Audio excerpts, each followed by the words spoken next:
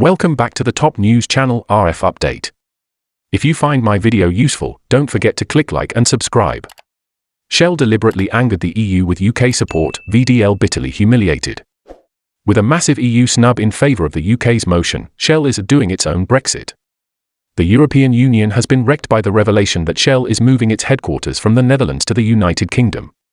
Many readers said, "Don't worry Brexiters, EU sheep will be along shortly to give some balance to how Brexit is a complete disaster." Brexiters have been saying from day one, EU red tape, archaic bureaucracy, rules and more rules, is the signature tune for being in the EU, and while Shell head office moving to the UK is one very, very small drop in a very massive ocean, the principle is there. Will there be other EU-based corporates moving office? Undoubtedly. No wonder EU world trade market share is falling and, as economists predict, will continue to fall. Little England, eh? Who would have thought it? All hail Brexit. Along with that, many opinions say that, at the end of the day, when push comes to shove, businesses will always do what is best for business. The writing is on the cards, the EU should expect much more of this. Global Britain is attractive to global companies. According to a source, the Dutch government reacted to Shell's plan to relocate its headquarters from The Hague to London by its application. It was unpleasantly shocked. There has been a lot of positive reaction to this decision, the UK's decision to leave the European Union, which leads in daily billions of euros in trade moving from London to Amsterdam.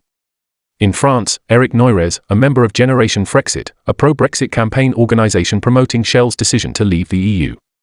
On the other hand, from the perspective of many analysts, the problem is the EU bullying and attacks on the UK is a form of self-harm, because they may get some satisfaction from their dictatorship attitude as they are consumed with hate, but it also causes economic impact to the EU. The whole world has seen their true colours. Why on earth would be so aggressive with a neighbour who is the world's fifth biggest economy, and brought so much to the EU anyway? It simply makes no sense.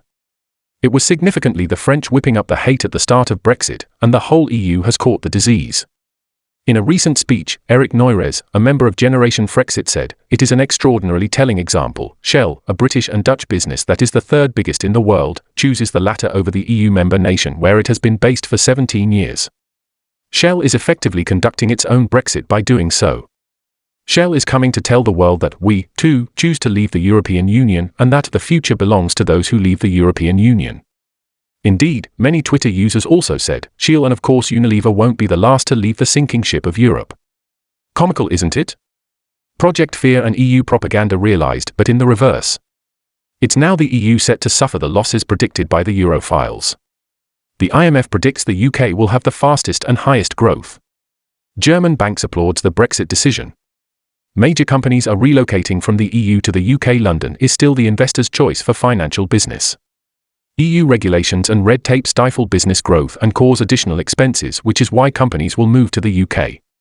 The EU failed in its attempt to damage London's financial trade and force it and its experts to relocate in Europe, so London still very much remains the financial centre it's always been and the place to do business.